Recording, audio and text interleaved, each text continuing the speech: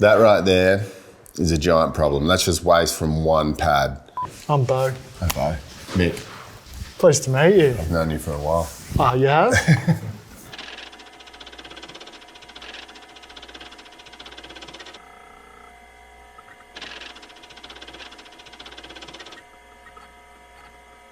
Through surfing, even though we're in the natural sport between, resins, foams, and yeah, we've got that much offcuts, neoprenes, everything just sort of, everything that we use to make surfing better is so unnatural. So pretty amazing that you've gone on this journey to try and make it better for the environment.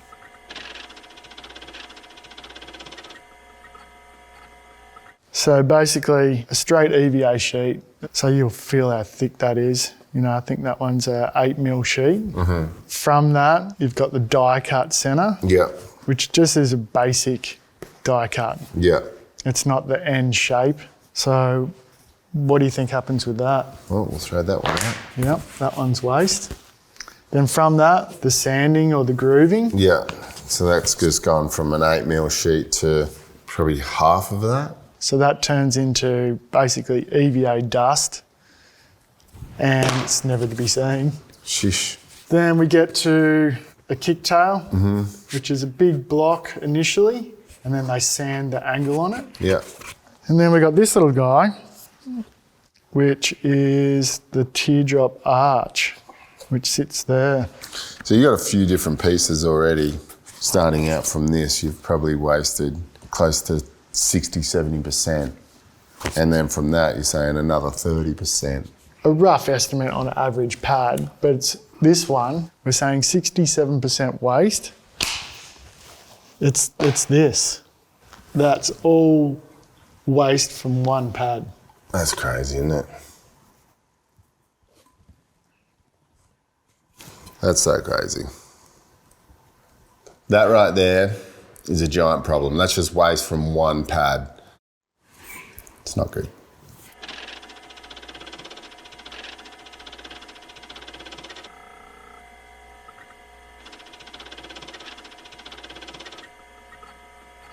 Now what we can do by this moulding tech, we can build something that's got basically minimal byproduct waste that is as small as this. So this is your difference in waste. Like, that's absolutely crazy. From all that, plus all the shavings and everything, you're essentially building a better pad with less waste. Yeah. That's pretty amazing. It's crazy, yeah. Yeah. So that's kind of the chopped version of it. Cheers. Well done, Bo. Oh, thanks. So mate. proud of you. Okay.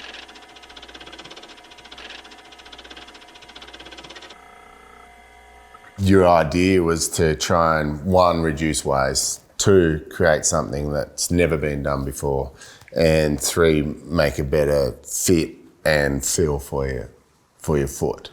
The first thing I showed you was the kick.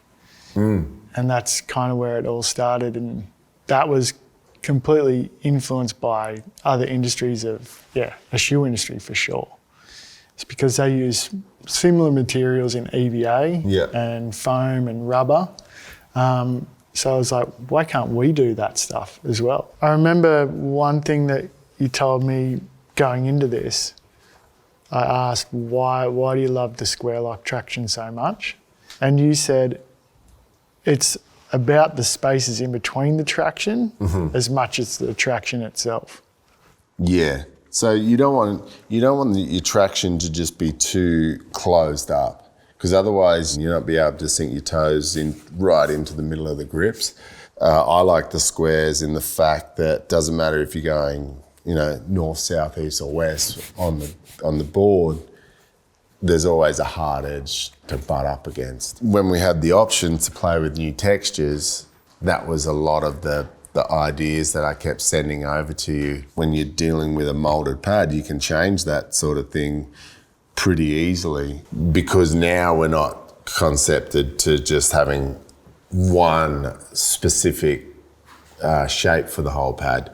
we could mix and match, which was cool. And that was exciting. You know, I sort of look at shoes and stuff like that, and there's always, you know, under the ball of the foot or under the heel, they got extra grip, where in the arch, they don't need as much grip. So sort of relaying that to you was, you know, a big thing on my end. And then just touch and feel once we did go through all that process and get it onto a board. So we got this board. This is the prototype 1.3. This is where we changed the direction of the traction based on your feedback. Yeah, I wasn't getting that multi-directional lock of what I would like of the actual squares.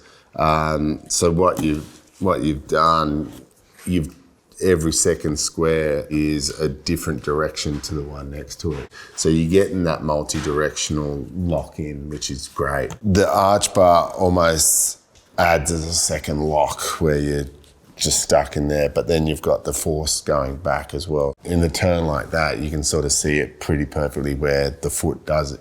You know, you're pushing really hard on your back foot. Let's talk about the recoil kick. Yeah. This is really the first component we started with. I felt like this could be the game changer to performance. And really basically make a pad look and potentially perform like a running shoe. A couple of pieces that I picked up along the way that I felt were instrumental in the inspiration to the design was really the recoil mesh at the rear. This diamond or kind of hex pattern. The beauty of it is it gives a natural folding point and then springs back and has that memory.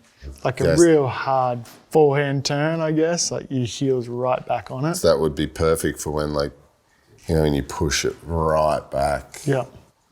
Most modern boards have got a convex deck. Yeah. So we moulded it and built it to have a concave underside. Oh, wow. So it forms directly to the board. And then further to that, another piece of inspiration was this bit of EVA foam, which is from a protective glove, is having that slit. So basically, you've got a 3-cut in your Loctite pad, which allows it to bend over a convex board. Yeah. So adding the slit into this, you can have a greater concave or a even more acute concave.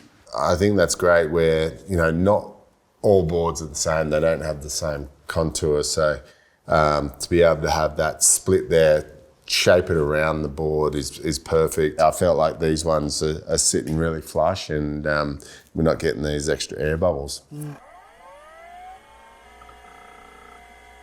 50 years of the same product. Why hasn't this been done before?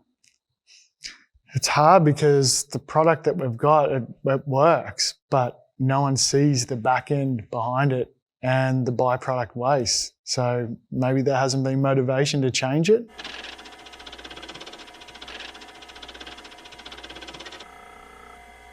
So you've got your signature pads and now this prototype or Proto 1.4. When will you use this? I'm happy to use the Proto in every single board, but then also too, like, we've changed up with twins, we've changed up with the Eugene pads a bit wider. So I guess the big question is, how long is that all going to stay around for, and is the Proto going to start coming out in signature pads? Absolutely. We definitely want, we want all our athletes to have the pinnacle of performance, and it's built better as well. So less waste, more performance. We're not going to be carving them out of wood, but just a huge step to making something that is a proven product and material, but just built smarter in a better way.